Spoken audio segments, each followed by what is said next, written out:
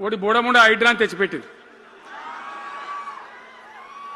దానికి ఆ హైడ్రాకు ఆ పిసిసి ప్రెసిడెంట్ అని ఉంటాడు ఆయన, కాంగ్రెస్ కమిటీ అధ్యక్షుడు, ఆయన నిజామాబాద్లో పోయి చెప్తుండు, హైదరాబాద్లో హైడ్రా, నిజామాబాద్ కూడా తెత్తాం బిడ్డ, నిజామాబాద్లో నిడ్రా, రేపు జగిత్యాలలో కూడా జిడ్రా అంటాడు. ఇక అది ఏం కావాలి?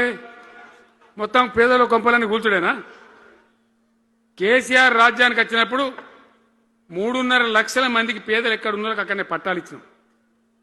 వాళ్ళని ఆగం చేయకుండా పాపం గరీబోళ్ళు 3.5 లక్షల కుటుంబాలకు హైదరాబాదు చుట్టుపక్కల వేరే పట్టణాల్లో కూడా పట్టాలు ఇచ్చిన వాళ్ళని బతకనిచ్చిన. ఇలా ఏం కూలగొట్టుడు? అది పుస్తకాలు కూడా తీసుకుని పోరాటాలు చదువుకునేటి అంతే గిరితమా? నేను ఒక్కటే మాట మనం చేస్తా ఉన్నా, గ్యారంటీగా బీఆర్ఎస్ గవర్నమెంట్ వచ్చేది ఖాయం.